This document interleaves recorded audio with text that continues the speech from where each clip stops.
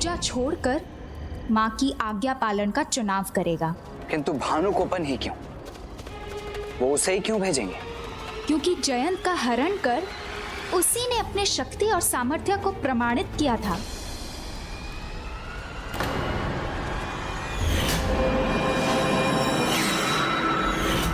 किंतु वो तो मात्र एक हाथ था जिसने हमें पराजित किया था। हाँ देवराज, क्योंकि वो जितना चाहे अपना हाथ उतना ही बढ़ा सकता है, और इसका प्रत्यक्ष प्रमाण तो आपको भानुकोपन के जन्म के पश्चात ही मिल गया था। उस समय महेंद्रपुरी में कोई नहीं था। भाभी पूजा कर रही थी और मेरे भ्राता त्रिलोक विजय करने गए थे।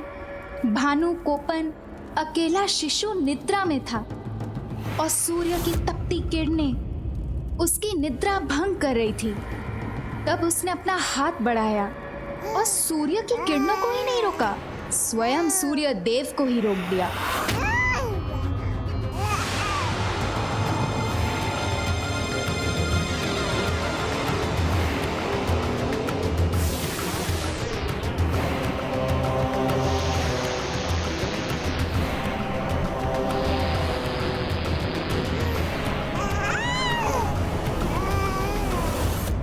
तब उससे सूर्य देव की रक्षा करने के लिए देवराज इंद्र के साथ स्वयं ब्रह्मदेव को आना पड़ा। मुझे स्मरण है, वो एक बहुत ही हठी बालक था। उसने सूर्यदेव को अपनी मुट्ठी में बंद कर लिया था और वो उन्हें मुक्त ही नहीं करना चाहता था। वो एक असुर था, इसलिए असुरी प्रवृत्ति उसका स्वभाव था। इसलिए हमने उसके साथ छल किया, उसे एक लालच दिया हमने। तुम मेरा वायु चक्र ले लो बालक, किंतु सूर्यदेव को मुक्त कर दो।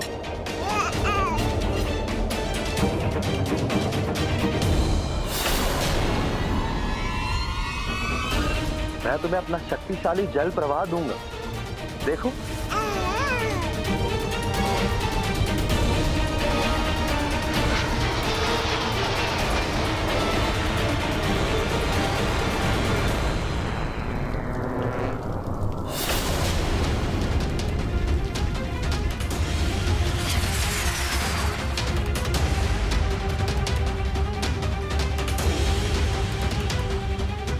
हे बालक, आप मेरा अग्नि अस्त्र ले लो, देखो।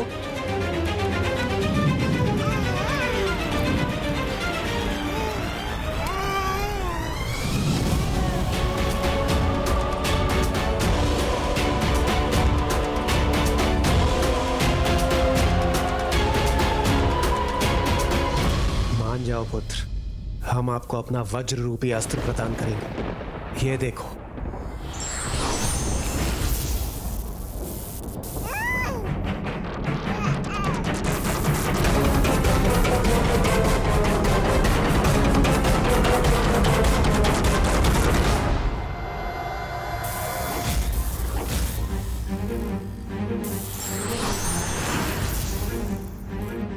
हे बालक, मैं ब्रह्मा तुम्हें अपना ब्रह्मास्त्र देता हूं।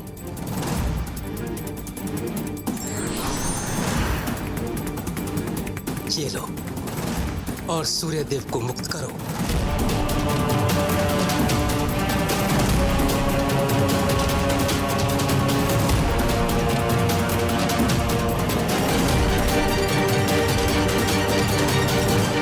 ब्रह्मदेव कदाचित वो ये चाहता है कि आप पहले उसे ब्रह्मास्त्र प्रदान करें, फिर वो सूर्यदेव को मुक्त करेगा।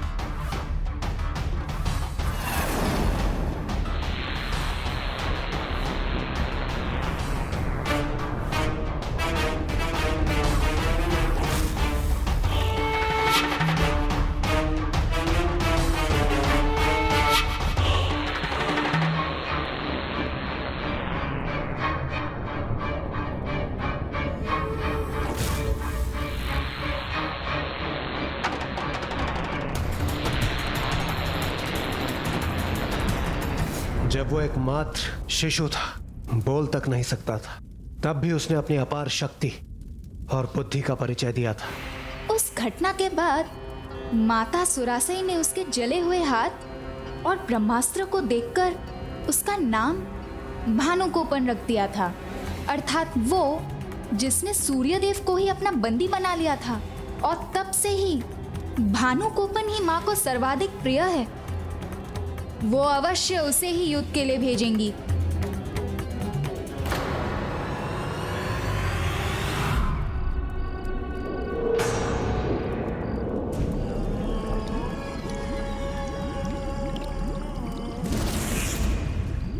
तो आप यहां पे हैं मां, और शत्रु हमारे द्वार पर। युद्ध के इस समय महेंद्रपुरी के बाहर आप इस जलाशय के पास क्या कर रही हैं?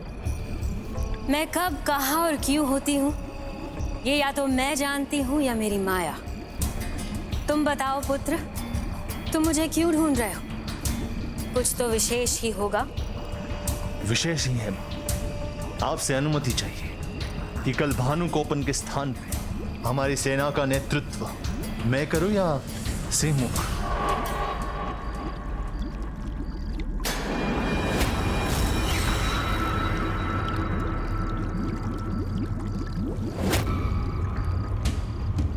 हमारे होते हुए हम किसी कनिष्क को क्यों भेजें? और मां, इससे युद्ध का अंत भी शीघ्र होगा। आपका ये बलशाली पुत्र एक ही प्रहर में उस कार्तिकेय को और उसकी सेना का अंत कर देगा। अंत होगा, अवश्य होगा, किंतु तुम्हारे और भानुकोपन के जाए बिना। पर कैसे मां? सुरा पद्मन, बड़े दुख की बात है कि तुम ना अपनी माँ को समझ पाए और ना ही उसकी माया को। अजामुखी ने अब तक देवताओं को बता दिया होगा कि मैं सर्वप्रथम भानुकोपन को भेजने वाली हूँ, और उन्होंने उसका सामना करने की तैयारी भी कर ली होगी। अतः अब मुझे अपनी योजना बदलनी होगी। किंतु अब और प्रश्न नहीं, मैं जो कह रही हूँ उसका पालन करो।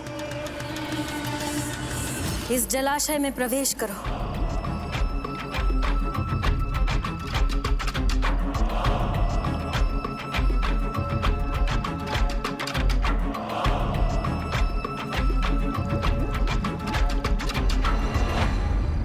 गजासुर द्वितीय, गजासुर द्वितीय।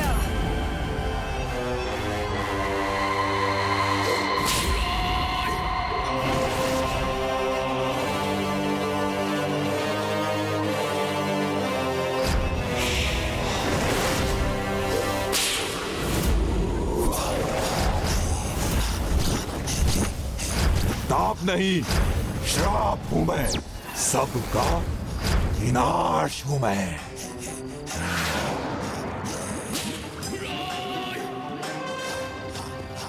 मां, कौन है ये गजासुर द्वितीय?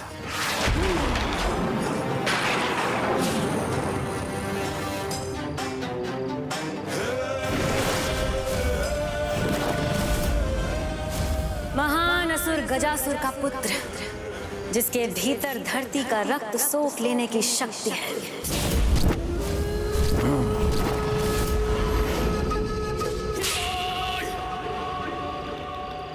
धरती का रक्त? हाँ, धरती का रक्त यानी जल, जो जीवन है, जिसके बिना धरती शून्य है। जहां जहां गजासुर द्वितीय के पग पड़ते हैं, वो स्थान जल से रिक्त हो जाता है, अकाल पड़ जाता है, सूखा पड़ जाता है। पेड़ पौधे, जीव जंतु, कोई भी नहीं बच पाता। सहस्त्र गजों का बल जिसमें समाया हो, जिसके आने मात्र से सब सूख जाता है।